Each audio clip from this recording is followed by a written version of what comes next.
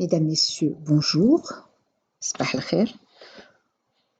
Après avoir expliqué l'énergie dont a besoin la cellule pour fonctionner, nous allons nous pencher maintenant sur le métabolisme proprement dit. Alors, au cours de cette deuxième séance, nous allons essayer de définir le métabolisme un petit peu plus profondément et nous allons démarrer le catabolisme des glucides. Alors, sur cette diapositive, que voyez-vous? Eh bien, cette diapositive résume le métabolisme. Et vous voyez que, comme nous l'avons déjà dit précédemment, que le métabolisme est un ensemble de réactions. Mais ces réactions ne sont pas isolées. Toutes ces réactions sont liées les unes aux autres.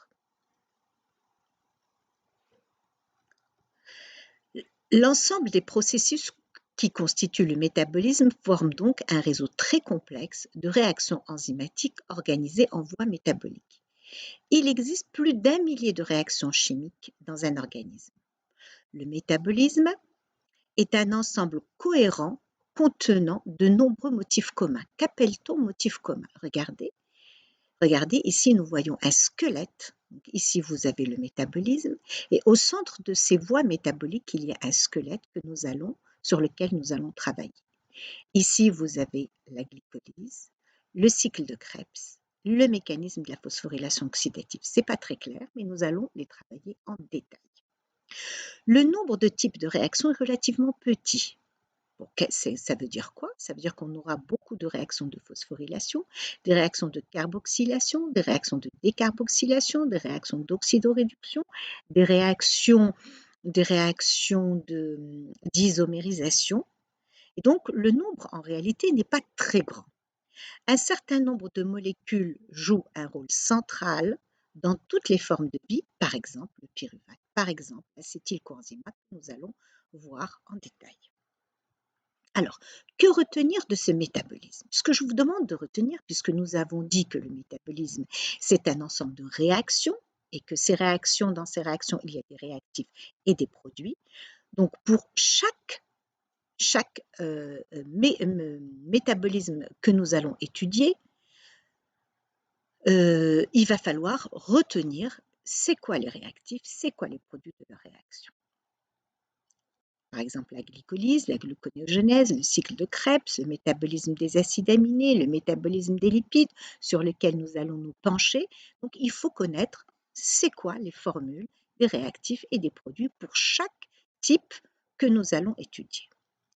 De plus, il faut connaître les localisations. Nous avons vu que le catabolisme se déroule dans des organes bien particuliers et l'anabolisme se déroule dans des organes bien particuliers. De plus, à l'intérieur de ces organes, ces organes sont constitués de cellules et dans ces cellules, il y a des compartiments cellulaires. Et chaque réaction va se dérouler dans un compartiment bien particulier, donc il faut connaître la localisation cellulaire de chaque réaction. Les types de réactions, il faut les connaître. Est-ce que c'est des réactions d'oxydoréduction, de décarboxylation, d'isomérisation, de phosphorylation, etc. Il faut connaître la régulation des voies et les relations entre les voies métaboliques. Donc, c'est ce que je vous demande surtout de retenir dans ce métabolisme. Le métabolisme est quelque chose de complexe et donc, surtout ce qu'il faut connaître, ce sont ces points que vous avez sur cette diapositive. Alors, le groupe de réactions les plus importants et les interconnexions du métabolisme sont les suivants. Donc, nous allons étudier le métabolisme des protéines. Donc, une protéine, au cours de sa dégradation, se transforme en acide aminé. Les sucres, au cours de leur dégradation, vont se transformer en glucose. Les lipides, en acides gras et glycérol. Et vous voyez, quel que soit le métabolisme étudié, on va passer par des motifs communs, tels que la glycolyse, le cycle de Krebs, donc la phosphorylation oxydative, donc c'est un squelette commun. Et les molécules importantes, le pyruvate, l'acétylcoenzymate, et vous voyez que ici il y a des molécules importantes qu'on va retrouver. Donc l'axe central du catabolisme est constitué par la glycolyse, le cycle de Krebs, la phosphorylation oxydative. Si la voie catabolique est parcourue dans sa totalité, nous allons obtenir du CO2, du NH3, de H2O, du F et de l'ATP. Maintenant, nous allons nous pencher sur le métabolisme des glucides. Alors, le métabolisme des glucides, nous allons étudier la glycolyse, le cycle de Krebs, la respiration, le mécanisme de la phosphorylation oxydative. Alors, c'est quoi la glycolyse? Comment on peut la définir? Alors, la glycolyse, son nom est tiré glu pour sucre, lyse pour dissoudre. Donc, c'est le catabolisme des glucides. Elle se déroule dans le cytoplasme, voici la localisation, et elle nécessite du glucose et a pour but de produire du pyruvate. Le pyruvate peut soit entrer dans le cycle de Krebs, qui se déroule dans la mitochondrie, ou le cytoplasme des bactéries en aérobiose, soit être métabolisé par fermentation pour produire du lactate ou de l'éthanol. La voie de la glycolyse correspond à une série de 10 réactions catalysées par des enzymes qui dégradent une molécule de glucose composée de 6 atomes de carbone en 2 molécules de pyruvate à 3 atomes de carbone. Au cours de cette glycolyse, il y aura production de molécules riches en énergie comme le NADH et l'ATP. Donc la glycolyse a lieu dans le cytoplasme. Toutes les étapes sont réversibles. Donc nous avons 10 étapes. Toutes les étapes sont réversibles sauf 3. 3 étapes seront irréversibles sur lesquelles se feront les régulations. Donc ça, c'est la formule de glucose. Et en solution, le glucose est plutôt sous forme cyclique. Et le glucose qui sera utilisé, c'est le D-glucose. Alors, la circulation sanguine apporte le glucose aux organes nécessitant de l'énergie. Le transport à l'intérieur des cellules est assuré par des protéines transporteuses. Et ces protéines transporteuses, il y en a plusieurs, mais à titre d'exemple, GLU1, on va le trouver dans les globules rouges, GLU2 dans le foie et le pancréas, GLU3 dans le cerveau, GLU4 le muscle et les graisses. Ce système de transport ne nécessite pas de l'énergie, c'est un système de transport facilitatif travaillant dans le sens du gradient. Les cellules utilisent le glucose et la glycémie est d'environ 5 millimolaires et la concentration intracellulaire est plus faible. Donc le glucose entre facilement à l'intérieur des cellules. Dès son entrée, il sera phosphorylé et donc chargé négativement. Cette charge négative l'empêche de quitter la cellule. Ici, nous avons, sur cette planche, nous avons un schéma général de la glycolyse. Vous voyez qu'on va partir d'une molécule de glucose à 6 atomes de carbone et au bout de 10 réactions, nous allons arriver à une molécule de pyruvate à 3 atomes de carbone. Nous allons étudier chaque réaction individuellement. Et donc, ici, nous avons, comme tout à l'heure, sur la planche, nous n'avons que les noms. Ici, nous avons les différentes formules. Et ici, nous avons la variation d'énergie libre dans les conditions standards pour chaque réaction. Et ici, la variation de l'énergie dans les conditions réelles. Alors, maintenant, nous allons travailler étape par étape. Donc, nous avons dit que la glycolyse est une voie de dégradation du glucose en pyruvate. Le glucose, il a plusieurs origines. L'hydrolyse des osides alimentaires, le glucogène hépatique et l'intervention et l'interconversion d'autres oses. Caractérisation de la glycolyse, la voie anaérobique et elle est cytosolique. Il y a 10 réactions divisées en 2 phases, une phase préparatoire et une phase de restitution d'énergie. Elle produit 2 ATP et 2 NADH. Toutes les étapes sont réversibles, sauf 3. Alors, on a vu tout à l'heure que tous les intermédiaires de la glycolyse sont phosphorylés. Donc, on part du glucose en glucose 6-phosphate, puis ce glucose 6-phosphate va subir une réaction d'isomérisation en fructose 6-phosphate, puis ce fructose 6-phosphate va subir une deuxième phosphorylation par l'ATP pour donner du fructose 1,6-biphosphate qui subit une scission et va donner de la dihydroxyacétone phosphate et le glycéraldéhyde-3-phosphate qui subit une réaction de phosphorylation, d'oxydation phosphorylante et il va nous donner le 1,3-biphosphoglycérate qui va permettre la synthèse d'une molécule d'ATP et se transformer en 3-phosphoglycérate, puis une isomérisation, une mutation, le phosphate va muter, donc sous l'action d'une mutase, va donner le 2-phosphoglycérate, puis le phosphoénolpyruvate, puis le pyruvate. Donc vous constatez que tous les intermédiaires de la glycolyse sont phosphorylés, tous. Et bien cette phosphorylation, elle est importante parce que elle affecte une charge négative, ce qui empêche la molécule de quitter la cellule.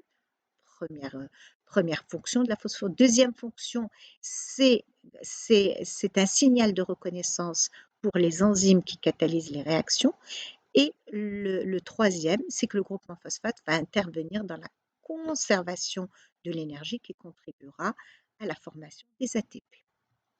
Donc nous allons maintenant nous pencher sur la phase préparatoire.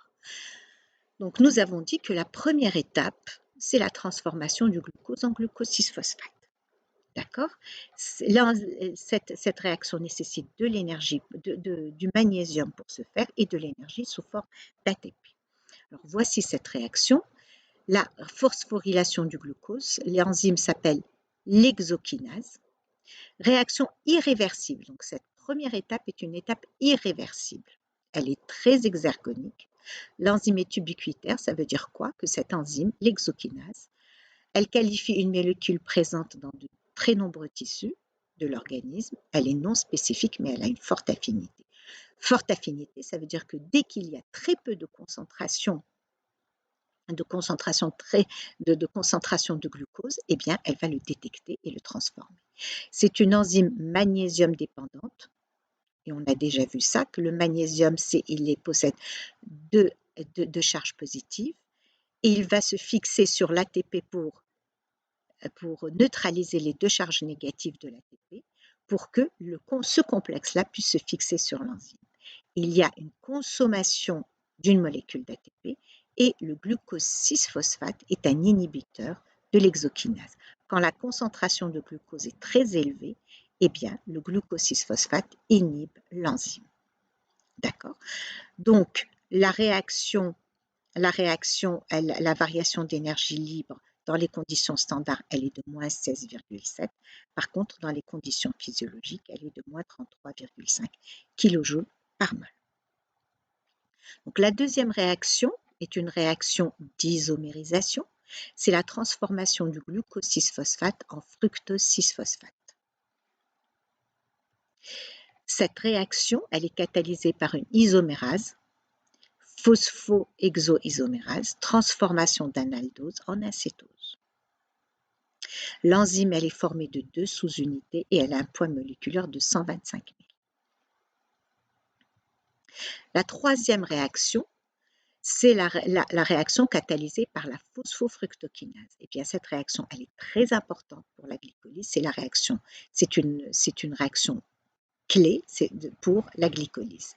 Donc réaction similaire à celle catalysée par l'hexokinase. Donc la phosphofructokinase a un rôle très important dans la régulation de la glycolyse. Cette enzyme catalyse la véritable étape d'admission. Donc fructose 6-phosphate en présence de l'ATP nous donne du fructose 1,6-biphosphate. Biphosphate, pourquoi? Parce que les deux phosphates ne sont pas portés par le même carbone. On dira diphosphate quand ils seront portés par le même carbone. Donc, la réaction est fortement exergonique. C'est la deuxième étape irréversible.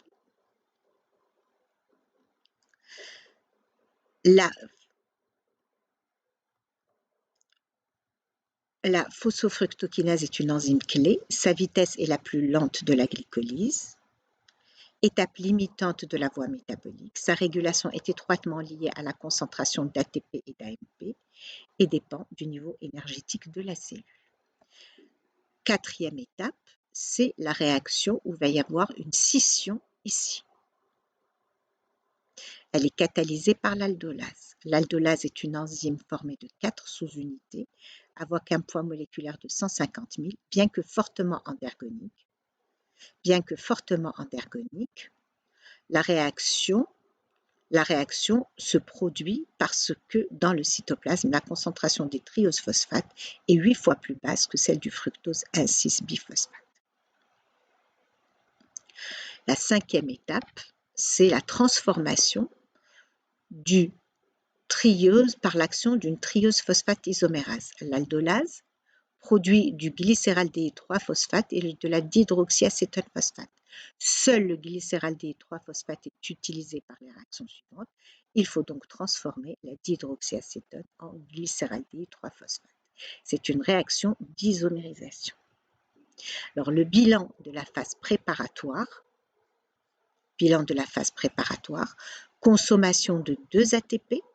Nous avons consommé ce 2 ATP lorsqu'on a transformé le glucose en glucose 6-phosphate et le fructose 6-phosphate en fructose 1,6-biphosphate. La formation de 2 glycéraldéhydes 3-phosphate plus 2 ATP.